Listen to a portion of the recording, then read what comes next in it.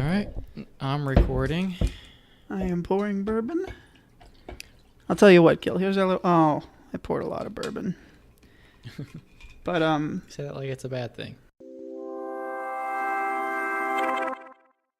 First of all, I just picked this up randomly, and it was the cheap thing at the place that I went to. But I have since been on r/bourbon, and there was like a list of the top best bourbons under $15 or something for like 750 milliliter, or I think they call that like a fifth or something. And very old Barton kicks butt, Gil. It is like $9 or $10 for 750 milliliters. And it does really well. I mean, it's not like the best of the best ever, but it's pretty good. For Is it just called Very Old Barton? Or you're saying as I understand it, they used to actually certify it at 6 years of being aged, like it had a little sticker on it. And since then, that has been removed, but they still think it's like in the 4 to 6 year range or something. Mm-hmm. Yeah. Do you know stuff about this, Gil? Do you know bourbon stuff? Oh, yeah. I love bourbon stuff. I'm just catching on to it. I looked at the subreddit. I noticed, like, out of r/scotch and gin and all the things, like bourbon for whatever reason, because it's American or just like, I don't know, but it has the most subscribers. And so I feel like it's the alcohol to get into if you're gonna. Yeah, it's like, I mean, like maybe like the lowland scotches, some of them are similarly sweet, and then definitely like a rye. Rye's are really sweet. But I think it's one of the easier to get into because it's kind of like a sugary, it's like corn mostly. So it's pretty sweet as far as whiskeys go. But it's really good. It's like my favorite type of whiskey. What, just bourbon you mean in general? Yeah. Yeah. Well, that was one of the things I learned is that, like, it's surprisingly hard to find an infographic about this to the point I'm considering making one where... Okay, bourbon is a type of whiskey, and so is scotch, and then there's a bunch of others. Yeah. And then, like, what are things that are like whiskey? And so you got, like, gin, rum, vodka, tequila, and that might pretty much be about it. There's a couple others, I guess. Yeah. I don't know. So that even in itself was, like, a big process of me figuring out, like, what is alcohol? What are the differences? Yeah, whiskey is just from grain. So,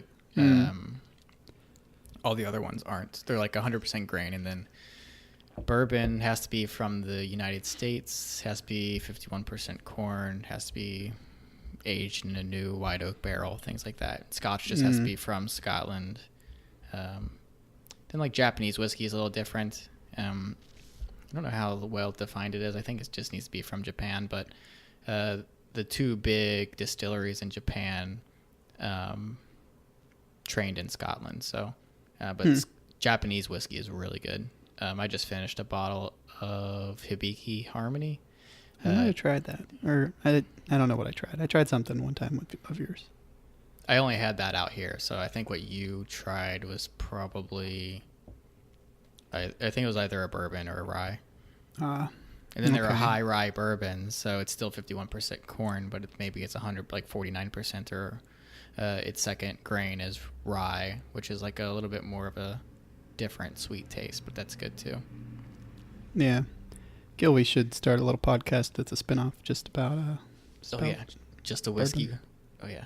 Or whiskey or bourbon. Just bourbon. Yeah. I think, not to bring Elon into it so early, but it was a while ago, but there was a picture of him drinking whiskey, and someone was like, well, they didn't know what it was, but someone was like, is that whiskey or is that, I forget exactly, but then Elon was like, yeah, how did you know it was whiskey? So that's his drink of his beverage of choice anyway. Yeah. Whiskey is cool because it's, I don't know, if you watch anything about how it's made, it's like such an art, I feel like. Like basically the way that they make it is they try something, and if it doesn't work and then they don't do it, you have to wait years to see if what you tried was good. So good whiskey has been developed over years and years and years of trying and failing, and so you try like 50 things, like, oh, these 2 things are kind of cool, so I'll just keep doing those, then try something else. Now, it seems a bit like a gimmick, but I was at Trader Joe's the other day, or yesterday, and what did they have? Jefferson's, I think, and it's called Aged at Sea. Have you heard of that? It's just No.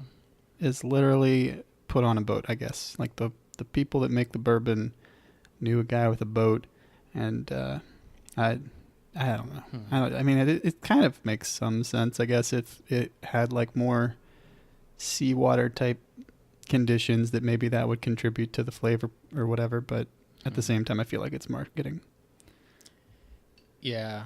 Unless it was like submerged in salt water, the big thing is the wood. So you want it to be in high fluctuating temperatures. So Kentucky's good because it gets really cold in the winter and really hot in the summer. So I never even thought of that. So the wood like expands and contracts. So what it does is it sucks in the whiskey, or I guess when you first put it in, it's white lightning or basically moonshine. But it sucks into the wood, and then when it gets, I guess, cold, it goes back out into the barrel and just comes like in and out like a sponge of the wood, and that's where it gets all those like sugars and tannins and things like that from the barrel. Yeah, I used to be kind of a rum person, mostly because of pirate connotations, and I kind of like the idea that it's made from sugar, which is just kind of curious to me. But being in Kentucky, and it's a shame you left, Gil, I feel like I got to partake in kind of I don't want to get like too far gone here, but I mean, I'm enjoying my $10 bottle thing here, and there's fun things to learn. Yeah, and it's good because you don't need to like spend a bunch of money to be into bourbon, because there are so many different bourbons. Yeah. And so many, like then once you get through bourbon, then there's just like a million different whiskeys, and then a million of each of those. Yeah, don't let me go. There's one of the top posts on r/bourbon is this like timeline of people that are into bourbon, and it's like all these contradictory opinions they have as they progress, and like, oh, you put a couple drops of water in it, oh, it's got to be completely neat, and I don't get half of it, but it's a slippery slope.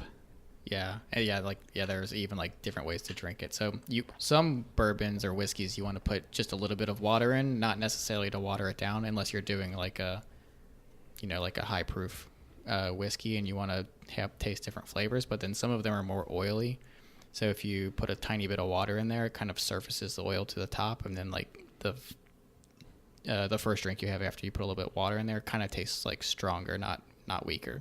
So it's like you can play with it in different ways like that. And it's also nice because like when I was first getting into whiskey, I couldn't just drink it straight and like taste the notes of the whiskey. So like I just tasted alcohol, but you can water it down by 20% or something if you need to, and then you can start to taste like, oh, this is like a honey, or this is like an orange, or like an orange peel, or this this is more peaty. Like you can start picking out flavors with less alcohol content, and then like work up to just drinking it neat.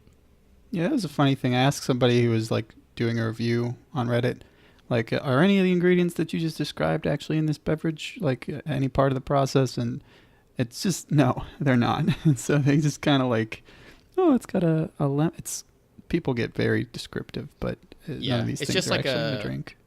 Yeah, it's just like a common language for communicating what you're tasting. It's kind of funny because,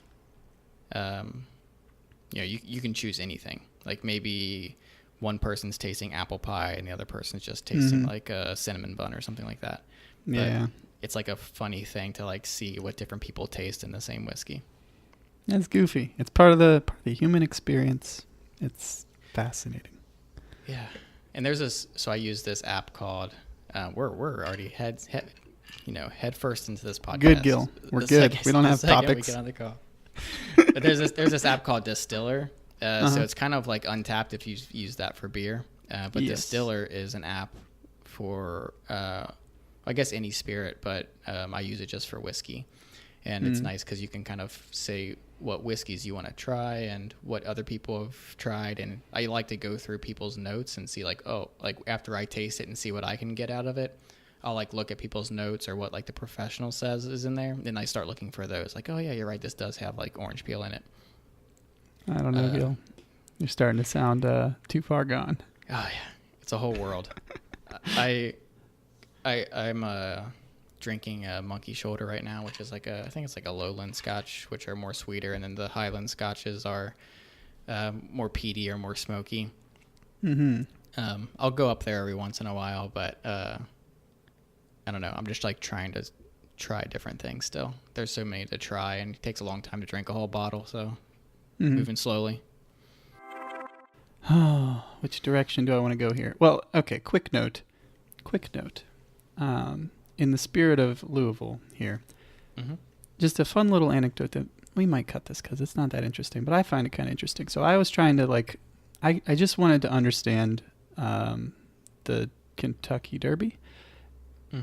And so I was like, it'd be fun to make basically like a little infographic thing that just shows, this is each horse just with like an abstract color or something. And then how many, or like how far behind each horse was in like finishing the race or whatever. And so I went into this whole, and very fortunately, Reddit, shout out to them, because I found a very informative, I found a very informative person on Reddit who explained things to me, and it's just the weirdest thing how this works. So did I talk about this before? No. Okay, stop me if I had. So the Kentucky Derby, apparently, like the most famous freaking horse race in like the world or something, maybe up there. It's up there.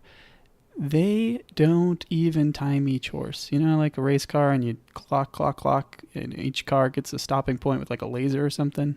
Yeah. Nothing. I mean, maybe they're like working on it and the technology or something, but what they do for the Kentucky Derby, first of all, it took me a while to figure out like how many horses are in this race, how many laps do they do, just really basic stuff like that.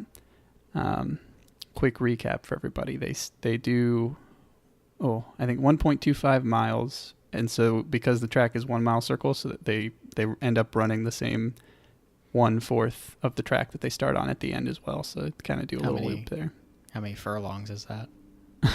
No. I'm just kidding. I don't know either. I just know that that's a word for distance. But the crazy thing that came out of this is I figured out from detailed conversation with this person on Reddit that they time the first horse, okay, and they get a clock on him that won. And then every other horse is like what some guy, I don't even know who this person is. I guess they probably know what they're doing, but they just guess how many horses worth of horses, or simply a length. The unit is called a length. And it is weirdly approximately just the length of a horse. It's not even an exact unit. So they say, this horse was first. And then one horse, like imagine one horse running directly behind the winning horse. The next horse that crosses the line then was like 2 horse lengths, because the length of the horse that won, and then 1 horse worth of space in between the 2 horses. It's so weird and counterintuitive, because time would be the way to do this. You just say, okay, this horse finished in this amount of time, this horse finished in this amount of time. No, they do it by like how many horses could have run between the horse that won and the next horse. And if it gets down to even like smaller units that they can't measure well, they do it by what's called a head, which is literally based on the length of a horse head. What? I mean, I've heard these terms like by 4 horse lengths or whatever, but I didn't know that was the official measurement. Yeah, it's just, it's so, and then Derby has a lot of weird. You could do this just with a camera. Like, it's pretty low tech to get the exact times for every horse. I can't believe that's how it's still done even for like these huge races, but like even if they don't introduce some sort of like machine learning to like track every horse and what time their nose crossed the finish line, like all you have to do is have a timer and a camera, and then like have a person write it down, like just have pause like when each. Yeah, I don't know. A guy, as I understand it, a guy guesses the length and they write that down. And then it's like a little bit more human readable than a time, because like the overall speed, I don't even know. It's just a weird old, like, they've got to be recording the speed also though, right? And they just explain it to people in heads, the final time? Yeah. No, they get a final the time on the first horse. The first thing to go ahead. But like the other horses, surely they record their times too. No, they record how many horses behind the first horse was this horse, and then if you want, you can use that rough approximation of a unit of length, which is literally called a length, to then calculate the time. It's the most like ass backwards thing that I've ever seen. And It's like, oh, what do we do in 1825? Yeah, we'll just keep doing that. that's exactly. I think that's when it was, and it was kind of nice. I mean, it's a little bit nice because you could say, "Oh, this horse beat that other horse by like a head, literally a head of a horse." So it's kind of just weird and interesting. But yeah, Think, I've been meaning to do that because I want to show like in just an infographic, like this is the horses that won, and then their odds at the beginning, and then so you could see like, oh look, this horse had horrible odds, but he came out really on top and like way ahead of all the other horses or something like that. I just think it'd be cool to see. Yeah, I guess it's only really like one level removed of what we use for like feet and inches. Yeah, but it would make sense if like they got to a certain point and then every horse stopped and then it was an actual length, but they're using a unit of length like in substitute of a unit of time, and it's just. This is like, I guess tangentially related, but did you see that they redefined how like the kilogram and a bunch of other units of measurement are defined? Nope. So I can explain the first half of this, but not the second half. So the kilogram and I don't know, a bunch of other units of measurement. What they used to do was somewhere in like there were these just, I guess, pieces of metal basically that weighed exactly 1 kilogram, and there were several of these around the world, and that's what we were defining as 1 kilogram. But the thing is, like, just over time the weight fluctuates on like super tiny scale, so it's not precise enough, because when they all left and were created they were all the exact same, and then when they bring them back together they're all like slightly different weights. So they redefined it. I wish I could explain more about like how it's defined now, but it's like something about like some measurement of like atoms or something like that. I don't know. I should have done more research into like how exactly it's defined now. But I don't know. It's really interesting. Well, I think it's still the case that like NIST or whatever, National Institute of Standards or something, has like a literal like the kilogram in a vault somewhere, right? I don't. Right. It's, they used like to, a sphere. but that's changed though. Oh, okay, so we've moved on as a we've moved species. off It's of weird. physical object, and now we're into some like some other measurement. Well, because this really trips me up with like time. So I was actually just reading about. I've taken so like I had this little watch phase, but now I'm on like a more fundamental level of like just time, kind of like through history and chronometers, like in the early days when they were actually like really useful tools for ships. Mm-hmm. And I was just reading kind of like how scientists have like a clock, and it's like if it goes down, there's a bunch of backups in it. But it's like it's actually kind of crazy. We think of time as like, yeah, we have it precisely exactly all the time now, but it would not take that many failures for there not to be super pinpoint precise time. And you think you like your laptop as being really good at keeping time, or like electronics. And I think, as we discussed before, like even in the course of the conversations we have, because of just the different like rates that our CPUs run at or whatever inside the computer, we actually end up with like our recordings are off sync at the end of like an hour or something. Yeah. And So we built that app that's like to sync our audio, and even then it's like not all iPhones are even the same. By the way, Gil, is your phone available? Yeah. This is in my show notes here because this segued in beautifully. I would like for you to call this number, please. I'll put it in the little thing here. Oh, okay. Should I guess do it on speaker? Yeah, call it on speaker. Okay. There's a number for you. Look at this. We're crossing into new territory here. Okay. Gil calls random people live on the show that Paul provides a number of. Yeah, I don't know why I'm actually just trusting you, but... No. Okay. Let me know if you can hear that. Or hold on. U.S. Naval Observatory Master Clock at the tone Eastern Standard Time, 22 hours, 36 minutes, 45 seconds. Universal Time, 3 hours, 36 minutes, That's all it does. That's pretty cool. But okay, so history here. Who owns that? The people with the clock. There's like a literal atomic clock. I forget all the things. It's like some weird physics, cesium, rubidium. Like it's a big instrument that takes up like a building, and it's very precise. And the thing is, like, it becomes how do you measure how precise that clock is? You know, and so they have more accurate clocks that are less reliable. That you can go to like 1 second loss in a billion years and stuff like it's just crazy. But anyway, the people that have that clock run that little phone service thing, and where it started was back in like 90s before internet. There was nothing that you could like reliably, very accurately sync a clock to your like watch or whatever. Oh, yeah. And they didn't keep that amazing time before they were digital anyway. But if people wanted it to the second, and you know, every couple of weeks or days or whatever it was, you reset it so that you actually have like a good time estimate of like what actual time is. The only thing you could do was call that phone number and just set it when that beep happens. Man, days before the internet. Yeah. I never thought of that.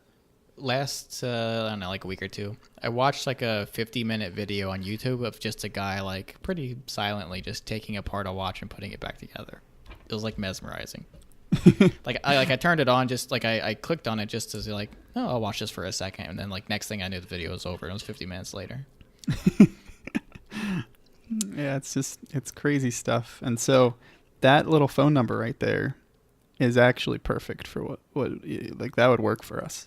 So the time is like so precise. Oh yeah, you're right. It would, yeah. Oh.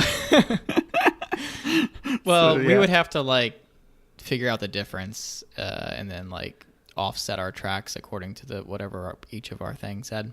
But do you think that so like if we're going to call it at like slightly different time, so it's going to read off a slightly different number? No. It's like, I don't know how, but it's like right. No, I know that it's right, but if we're calling at a different time, like if I'm no, calling it doesn't start talking when you call. It's talking right now, and when you call, you just like join in, like listening. It's like a radio thing. No, And I would think there'd be some delay, but maybe it's just like a tenth of a second, and that's so small that if you're setting your watch, it doesn't matter. Mm. And so as long as it's, you know, if it were like a digital thing instead of like still through, yeah, like, you know, like if you FaceTime audioed it, what? Should we test it out right now? Yeah, we can test it. Breaking new ground. Yet again. Okay, let me know when you're calling. I'm calling.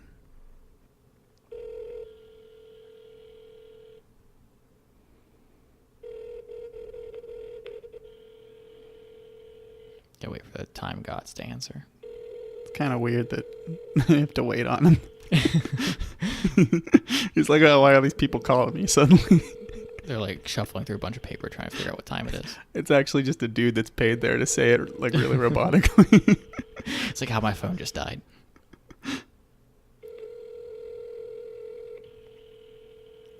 What the hell? All right, failed experiment. He's supposed to answer. He's on his lunch break.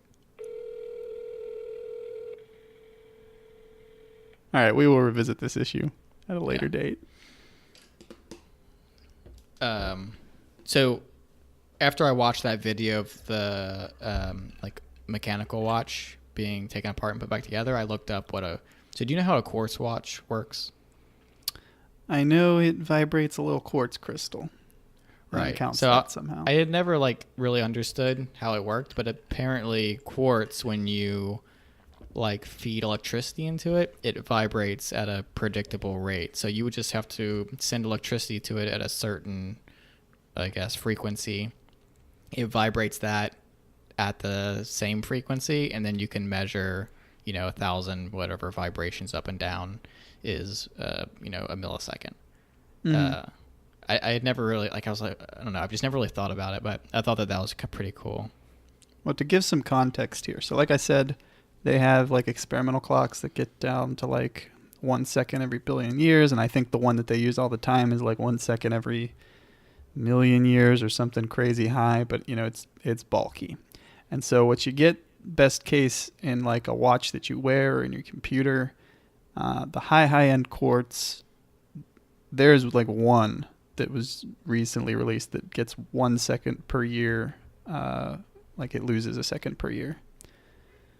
And then once you start to get into like, that watch probably costs like tens of thousands of dollars. Once you get to like a couple $100 quartz watch, you're getting into like 3, 5, 8 seconds per year. And then things like my little cheap Timex watch probably lose a couple seconds per month.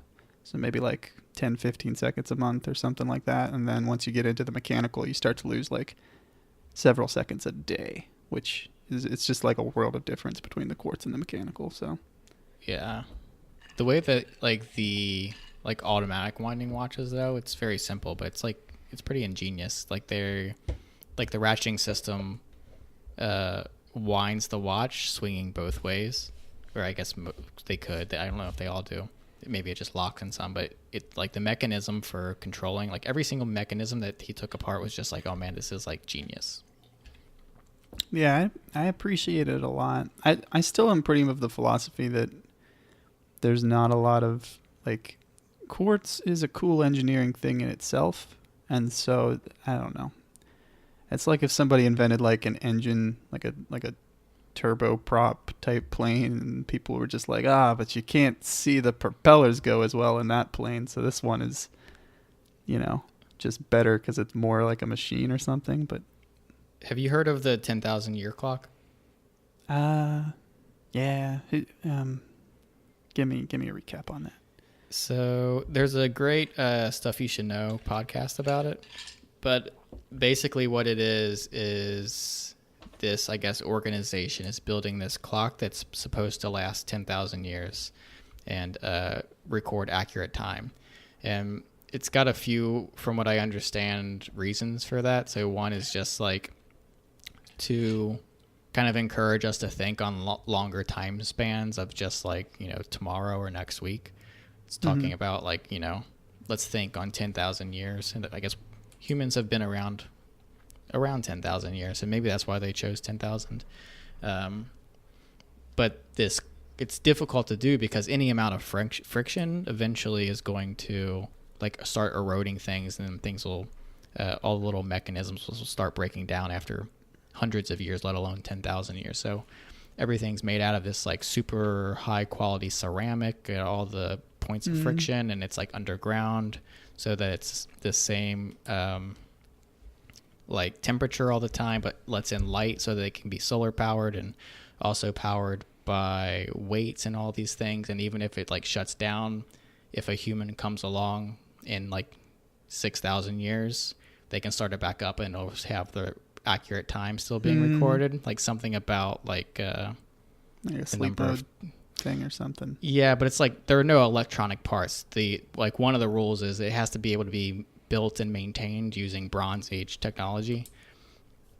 So it's like, I don't know, it's a really interesting project. And it basically, if all human evolution, or not human evolution, but if all human civilization like gets destroyed and we all die and we have to be like, in like a couple thousand years, like finally build back up, we'll know what year it is and time and things like that. That's progress. Yeah. I don't know. It's really cool. I need to look more into it. I'm pretty sure there's some billionaire isn't there a famous person backing that? Yeah, that'd be the old JB. I forget. Is that Jeff Bezos? Your it's leader. Built near some Blue Origin site or something. Of course. I think there'll be several of them, but I know he's all about it. Yeah. No, I mean, it's pretty cool. It reminds me of two things. One, I will not talk about much because I hardly know what I'm talking about. But there's a podcast, I think it was 99% Invisible, but I don't know, where somebody was trying to make a super long-term warning. There is radioactive waste here type sign, pretty much, just to warn like any possible future civilization because of how, it could just go forever. Like humanity could be wiped out, and it still would be radioactive even after like we restart or whatever. And it's really freaking hard. So it just, To create I don't know. a sign? Yeah, just that's like understandable by like Yeah. a person that might have zero knowledge of the human race as it Oh, right. is currently. And it's like if you say warning, if you look at this you might die, then if they read that backwards it's like, oh, this brings you to life, because it's like just there's all kinds of ways that it could be misinterpreted. Well, even like being in any language at all seems like Yeah. it'd have to Yeah, be I don't know, like a flip book. I just watched Contact, which is a movie based on a Carl Sagan book where they get a like transmission from space alien people, and then it's like instructions to build a machine, and just like the language, like you don't even know if these aliens experience time in like decades versus like seconds, like that would be their equivalent possibly, and like to imagine them communicating something meaningful, it's crazy. Yeah, it's always interesting, like hearing about the groups that are like listening to deep space for things. Yeah. And or even like I can't remember what it's called, but there's like this sound that's coming from like the deepest part of the ocean, and it sounds like it's like a broop. It's like a sound like that. Like they have no idea what that could be, and it's coming from like the deepest parts of the ocean that we could never get to or even really record that well. I guess they think that it's like either some like massive animal or it's like just plates shifting. But it's just interesting to hear these things coming from places that we can't get to. I think I vaguely remember something like that, but in space as well. I don't know. The other thing though that the clock thing, the 10,000 year clock? Yeah. That it reminded me of is like, so there's a couple applications where totally mechanical still makes some good sense, and like so military, like an artillery shell, they do use some electronics, but if it gets accelerated like 14G or whatever, it has to be pretty minimal, so they try to do like some things based on that. But another really fun example, which is, mechanical is great because you can't have like a random little switch failure on like the microscopic level or whatever, and it's just, there are some benefits. And one of the really cool kind of projects that I saw about this, it was like a NASA hypothetical project, and if you get picked, then you actually develop the project. I don't think this one won, but it was to kind of make a robot that can land on Mercury, because it is just way hotter than apparently you can keep electronics feasibly. So it was like this entirely mechanical, like walk around, collect data, and transmit in the most mechanical way possible. I don't know if it had some electronics and they were just very minimal and cooled very well or what, but it's really interesting when you think, if you can't do a servo, like how are you going to get all this to work properly? And yeah, that's something I'd never really considered, which seems dumb, I guess, but the parts of even our solar system that are just, we can get to, they're just too hot or cold to put anything meaningful on it. They could like record and send the information back. Yeah, we get in this like mindset that like just with all of the goods that are cheaply made and that we have available at like Walmart, that things are so easy to produce and you just poof them into existence pretty much. But if you either try to make something, you'll hit so many brick walls on like, I gotta go to a machine shop and I gotta like tolerances. And then if you try to do something very like long term, like the 10,000 year clock or very extreme environments, it gets really hard really fast. Yeah. Speaking of like crazy cheap electronics, I bought an RFID reader and scanner, or reader and writer, with 6 RFID tags. Guess how much that cost? 50. I don't know. $2. Really? Ooh. Yeah. So I'm gonna. So I've got to carry around this like thing. It's like an RFID thing for the bus, and it's in my wallet, and I have to take it out every time because I've tried 4 different wallets, and they're all too thick to just like put the wallet up and not have to take the card out.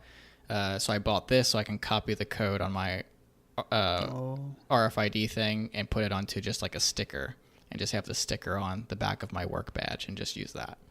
So I'm working on that, but super cheap apparently.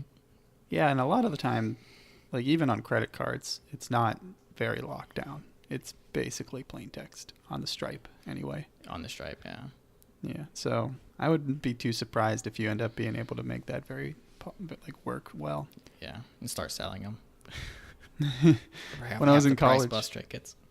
so there's this little device that it's very interesting. So I think Galaxy or Samsung owns it now, and they didn't really do a whole lot with it. But it was this little device, and I think they built it into one phone. So one phone can do this, where it doesn't have to swipe anything, but if you put it up to like a credit card swiper, somehow it shoots like a little magnetic waves so that it doesn't actually have to swipe, but the reader will read it just by you putting it close to it. And it's kind of like Apple Pay, but it works with anything that has just a credit card swipe. I've seen it done I've seen that somewhere. I can't remember where it was. I don't know. It's a cool little device. And my like theoretical, because when I was at college, we had little swipey cards to get into various buildings. But like if you weren't like a resident in one building, you weren't allowed in. And my idea was, it was a very expensive little device, but I wanted to get one and just load up pretty much a bunch of ID cards so I could just like toggle through them and just have access to any building. Yeah. It's crazy how easy this stuff is. So like you could do something like that, or like with like to get in and out of buildings like Amazon, everything's restricted, but you just have to have the right card to get in. And you can just tap it and you get in. And you can just walk into an elevator and put some like scanner in there and just scan people's cards all day long until you can try them until you get the right one. I mean, the card skimmers at gas stations, I think they're very effective. Yeah, because these things, I mean, typically, I'm going to try the one for work and see how secure it is, but like they're not like encrypted in any way, or I guess like the chips on your credit card, like it generates like a new number every time or something, or like I don't know exactly how it works, but it's the encryption is based off some different number every time. So if you scan it twice, you'll get a different hash. But I doubt any of that's happening for just like what I'm using on the bus.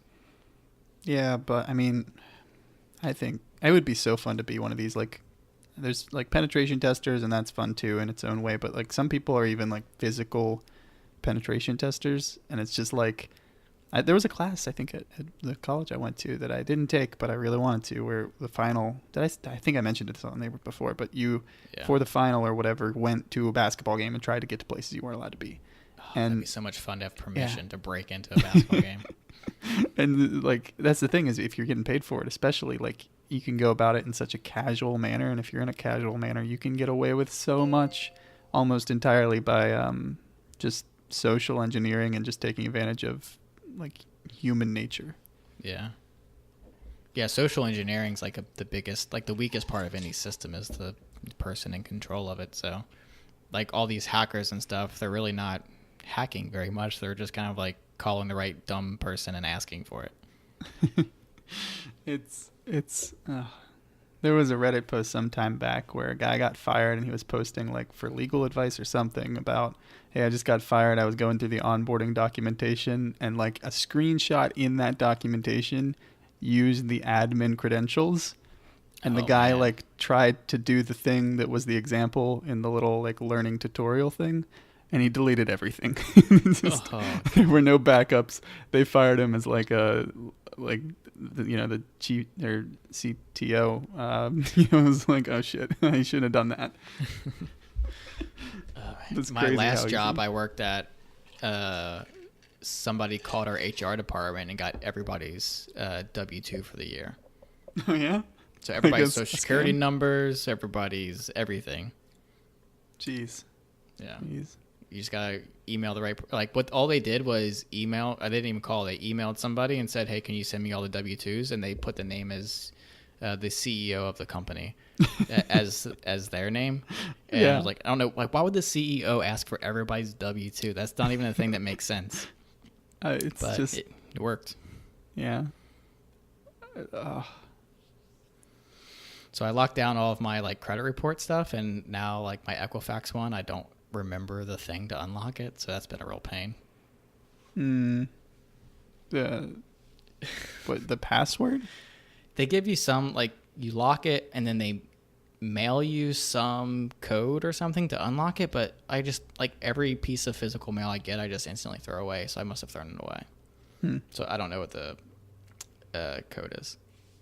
Okay, I'm going to do one more. And we might have talked about this on our heist episode, but there was a guy who, he wrote like a blog post about it, but he just basically got a tuxedo and kind of like got it a little messed up and had like brought with him a wine glass and like a cocktail napkin and like glass. And then he would just confidently walk past security into these like high profile Hollywood events. It's just so That's great. funny.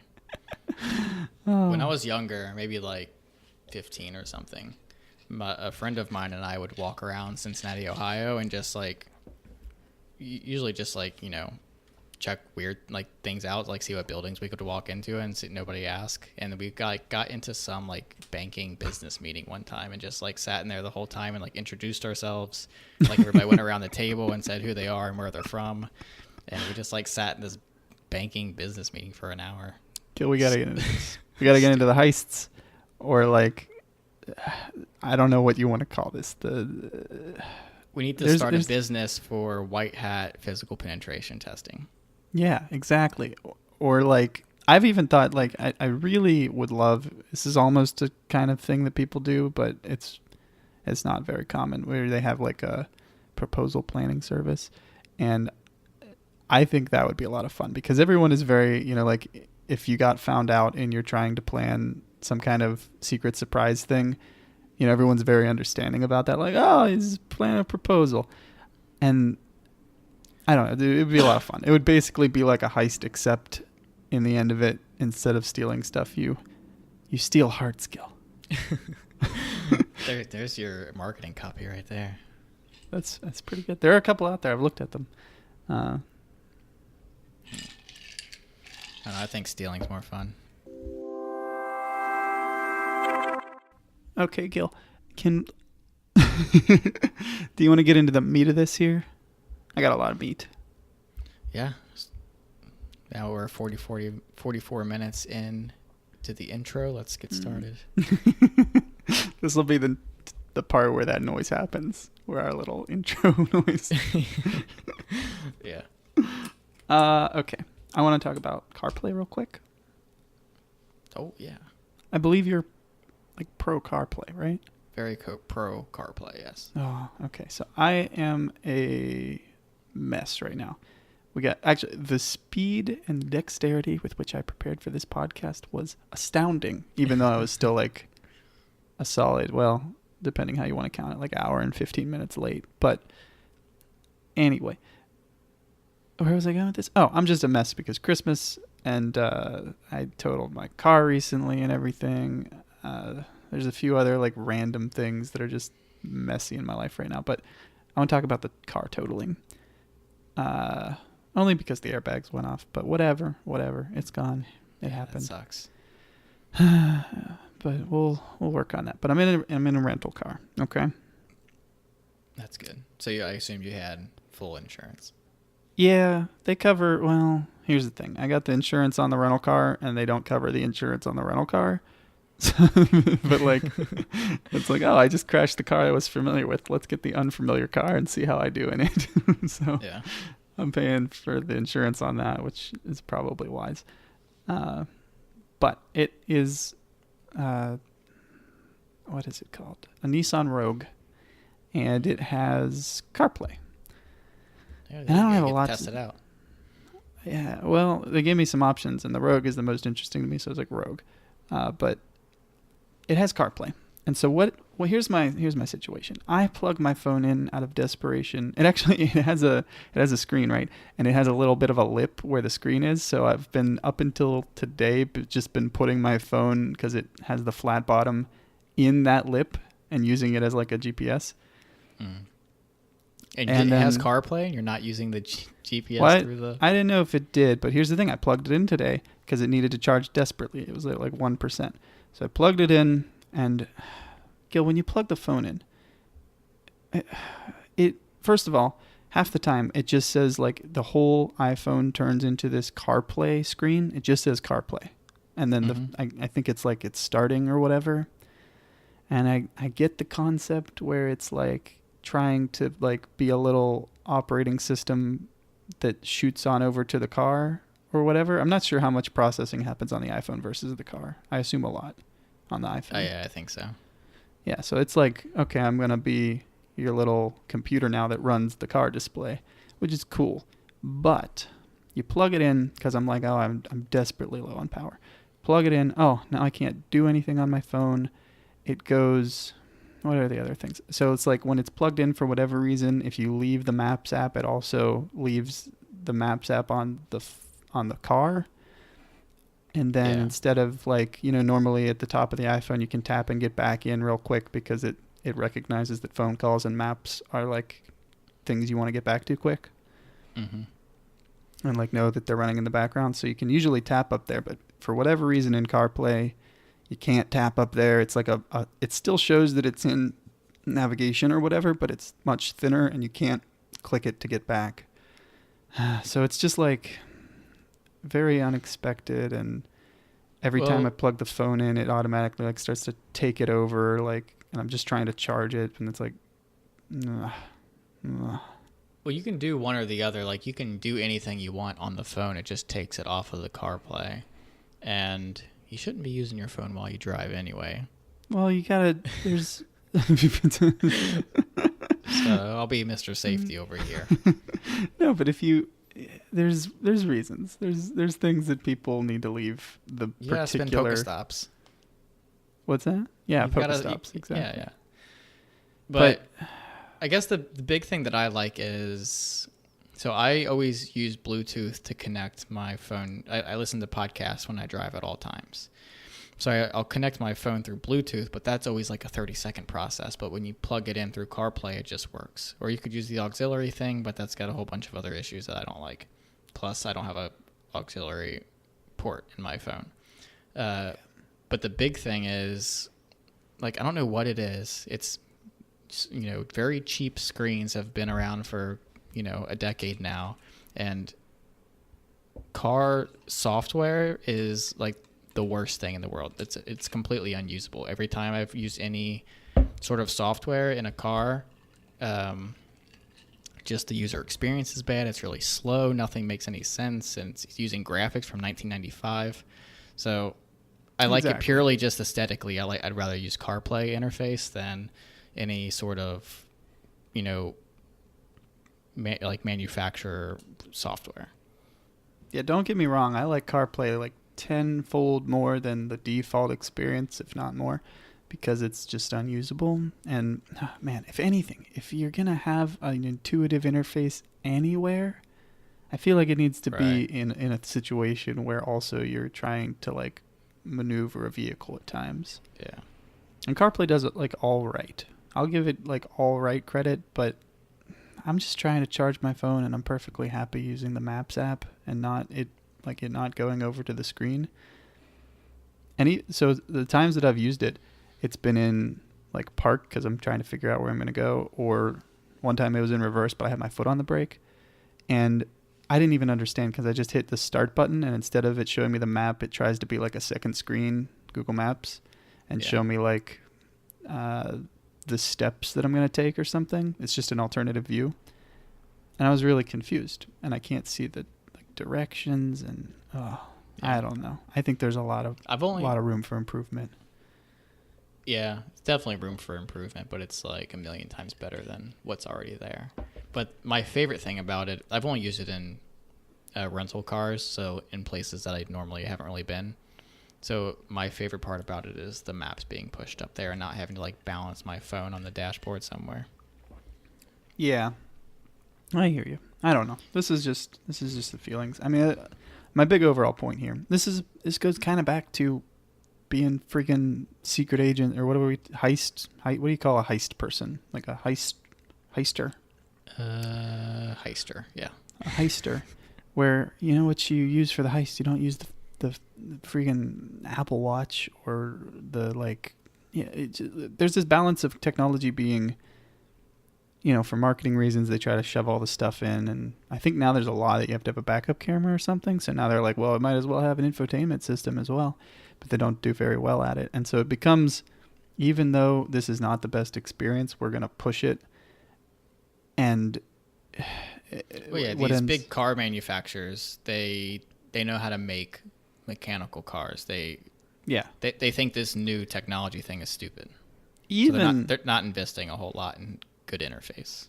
even I mean, it's leagues above, but even the Tesla interface is it lacks a little bit for me.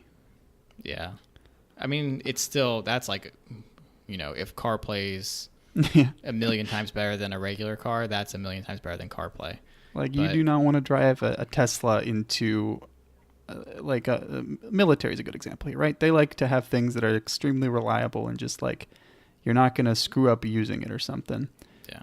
And Tesla is a luxury car, so whatever. They're not expecting you to be, like, at the drop of a hat or whatever. But a lot of times, I just want things to be simple and work really well.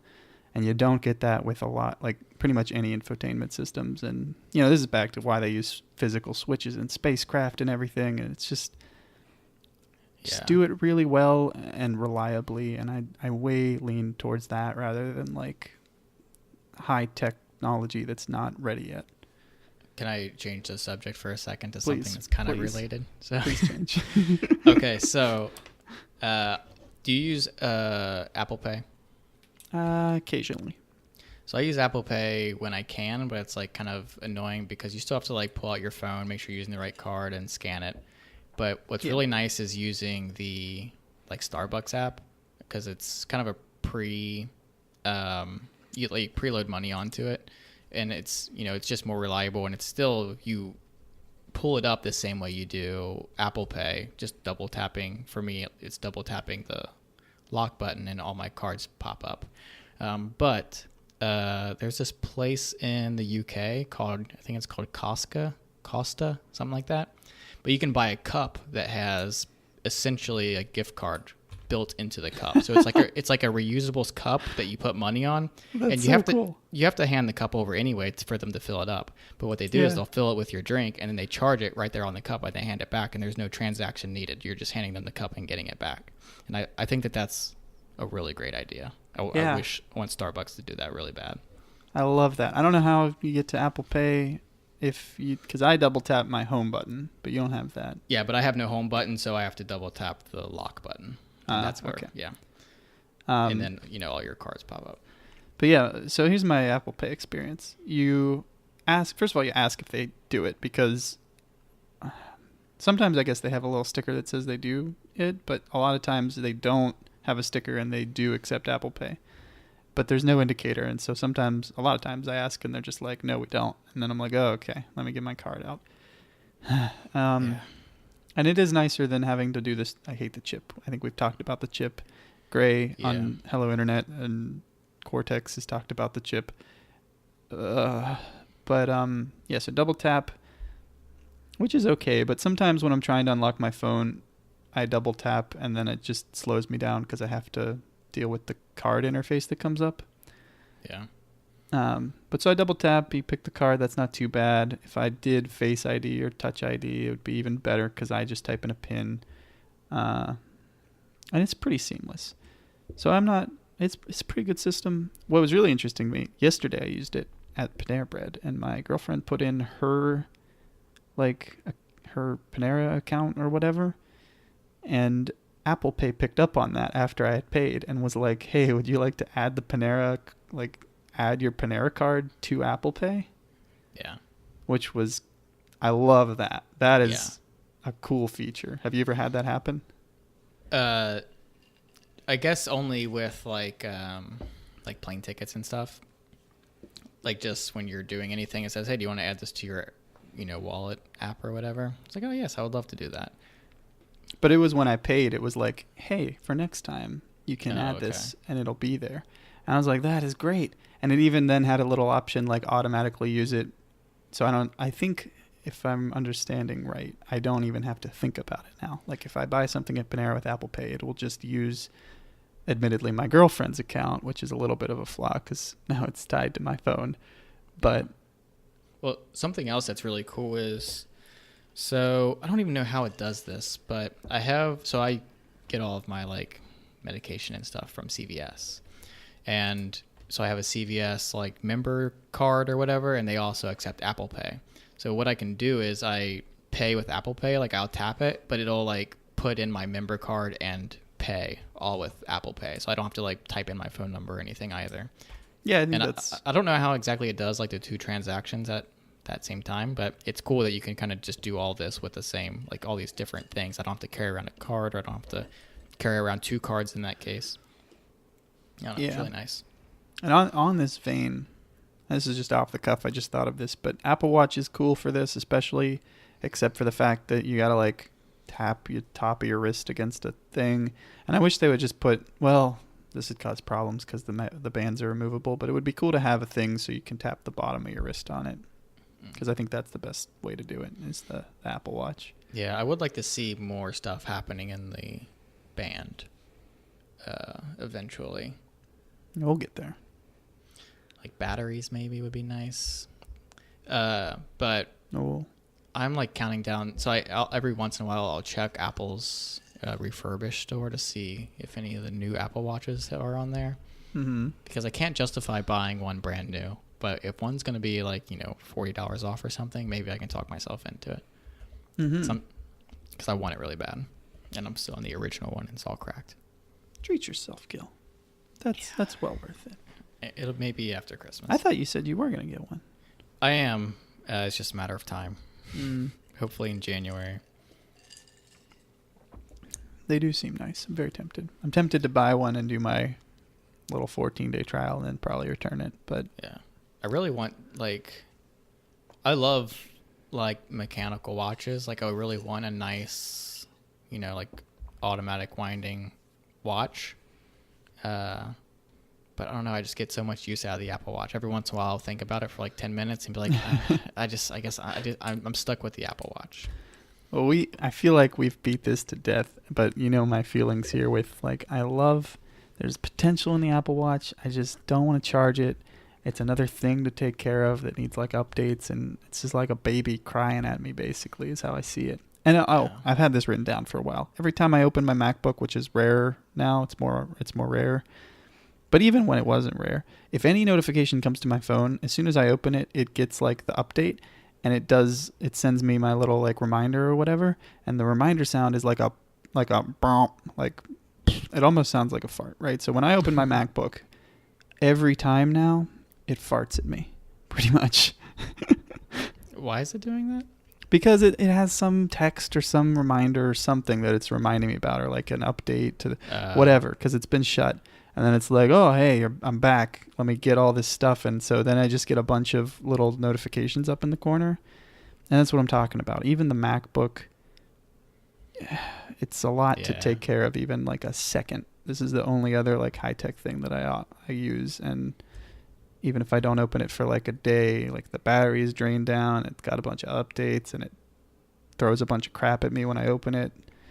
Yeah, the notifications bother me on mine too. I have on my watch though. I have pretty much all notifications turned off except for messages.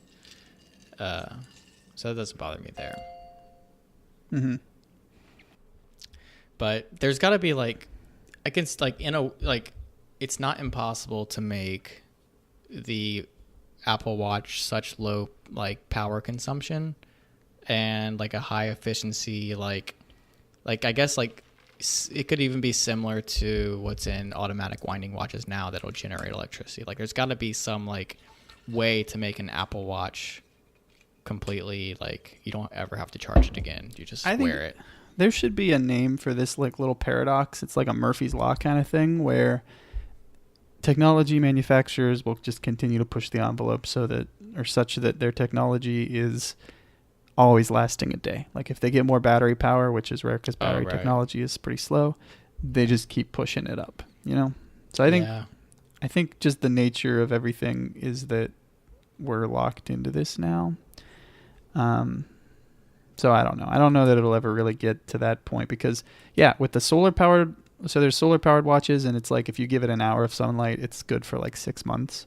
And then the mechanicals, you wind it, or you've got that automatic thing and you either don't worry about it at all or you worry about it every like 3 days to wind it for a couple seconds. Yeah. So there's a lot there.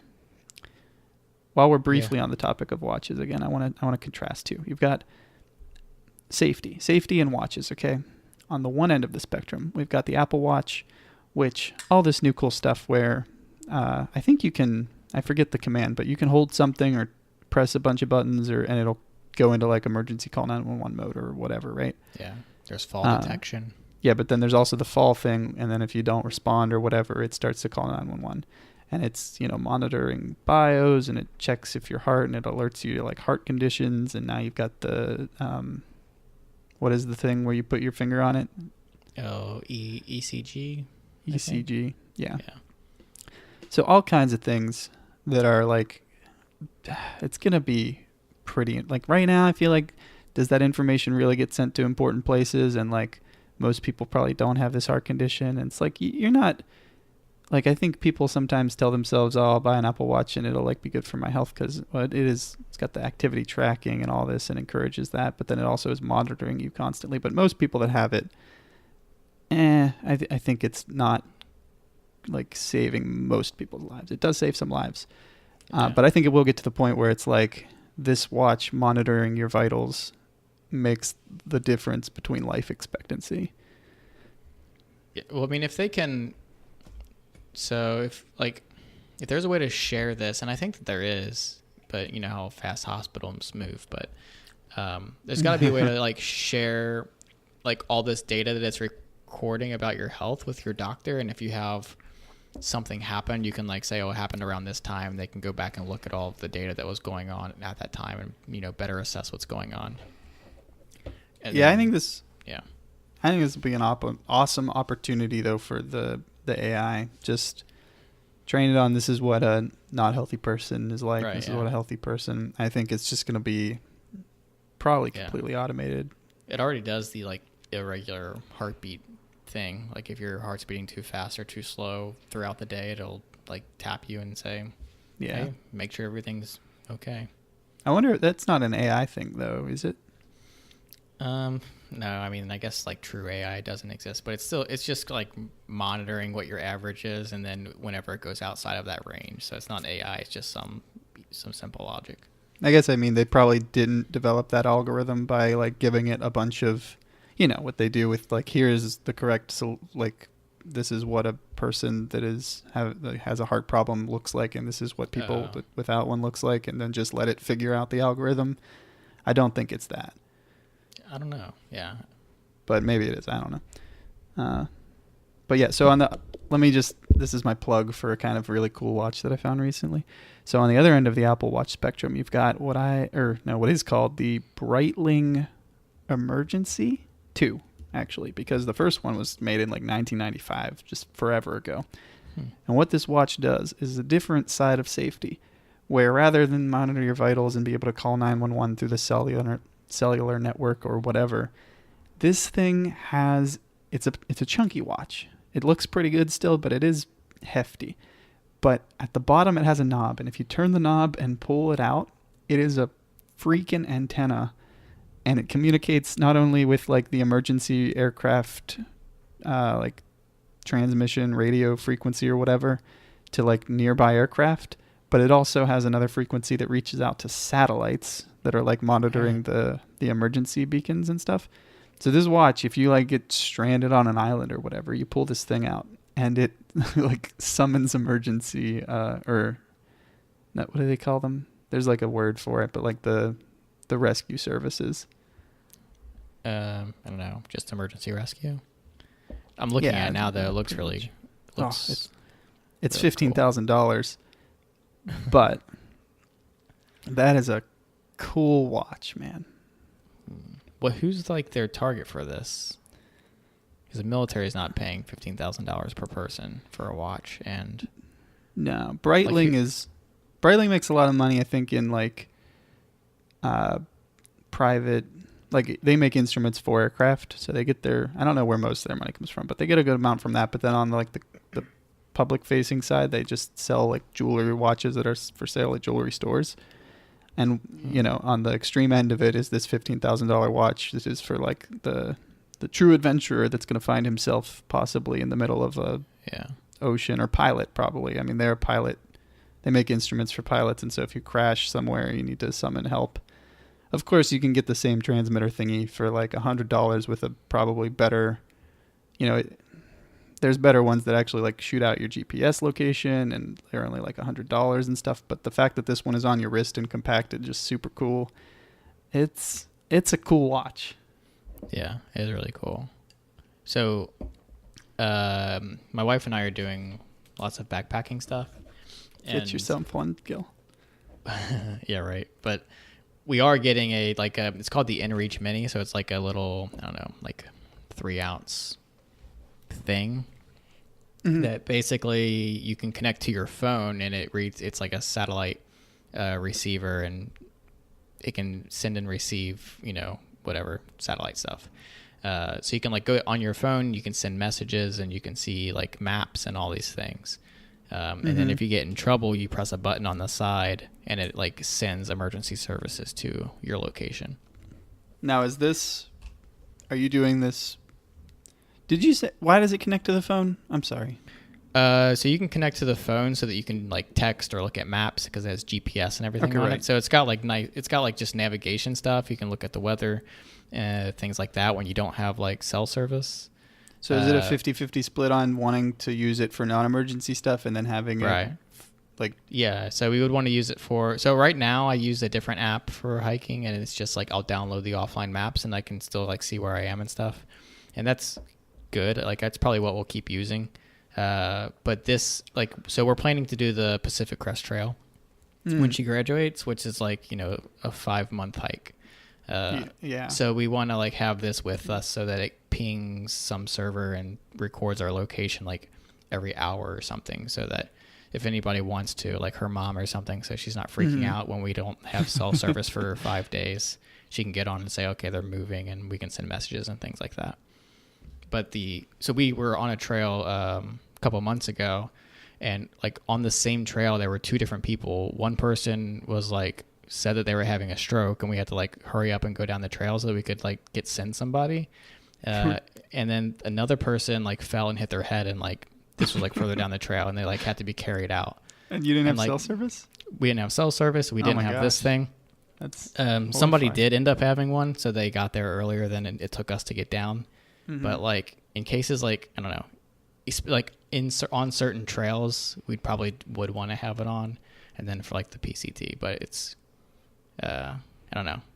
Yeah, it's something that's really cool. If I were regularly planning to go places that you're not going to have cell service, that would be. I mean, I don't know how much that one you're talking about costs, but some of them are like $100. I know the one you're talking about does it have a subscription?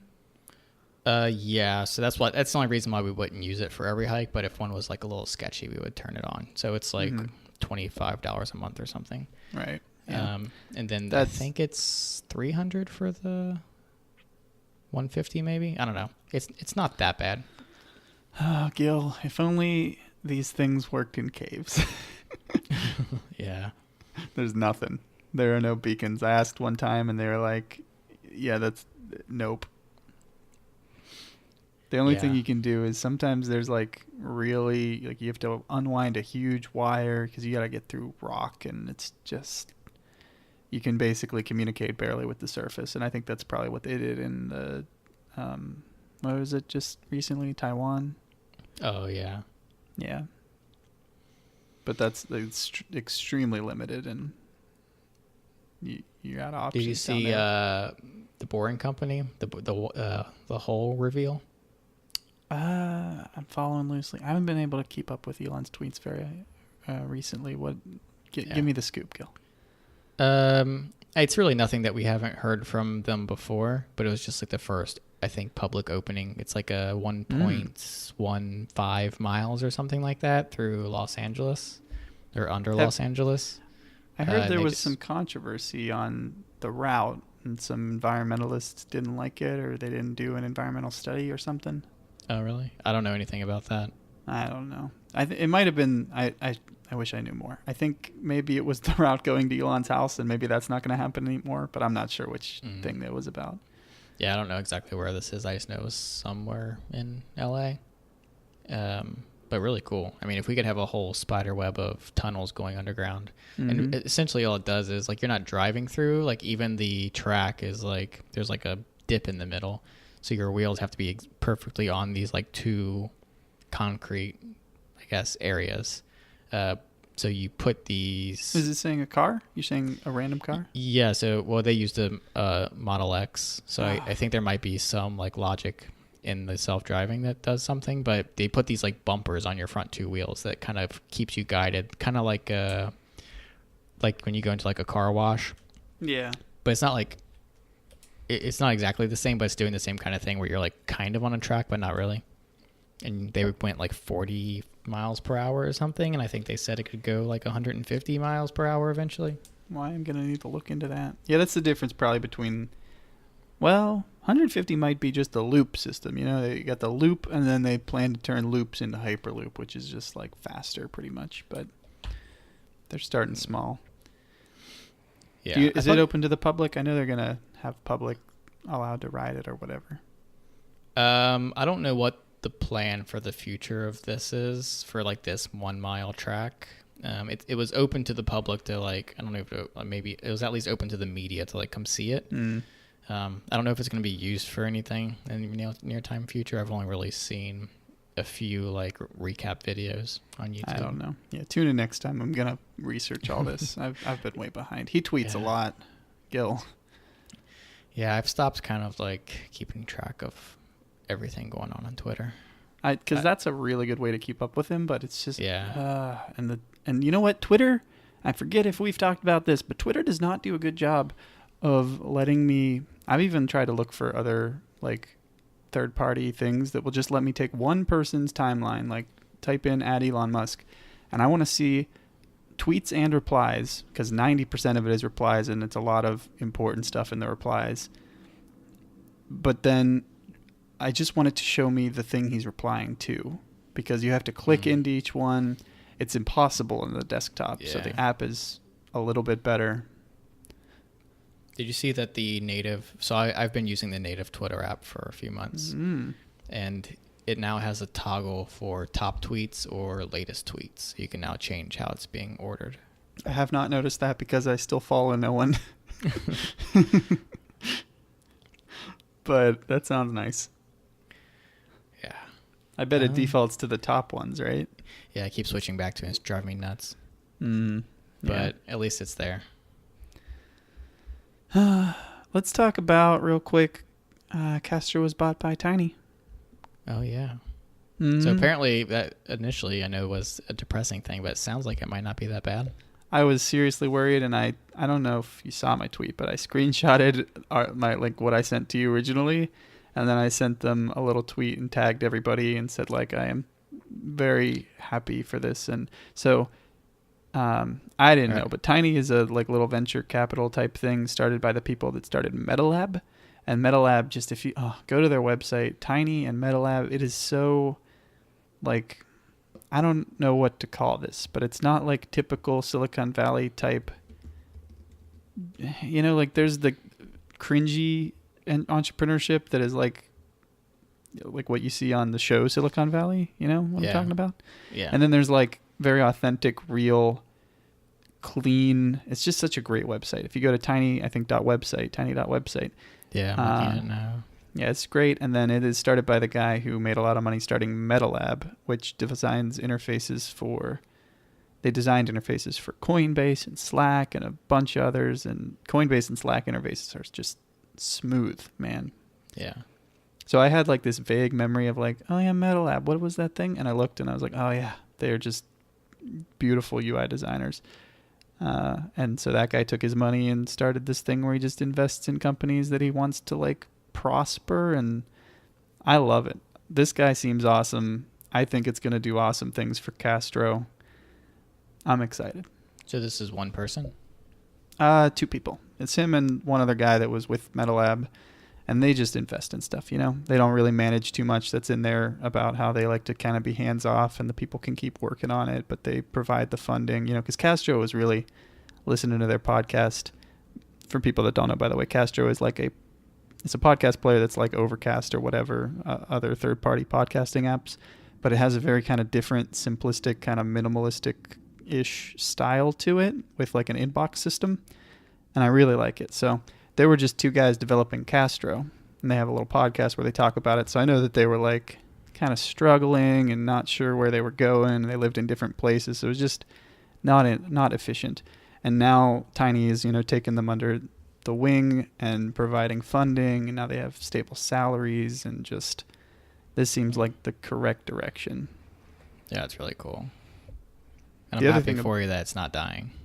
Yeah. Oh. The other thing about Tiny is they have this little Medium post that's about, they call themselves the Berkshire Hathaway of the internet. And so this is Warren Buffett's like holding company where he invests in companies that I believe are, let me get this right, they're good companies that are undervalued, right? Is that what he does? I think that's like the general rule.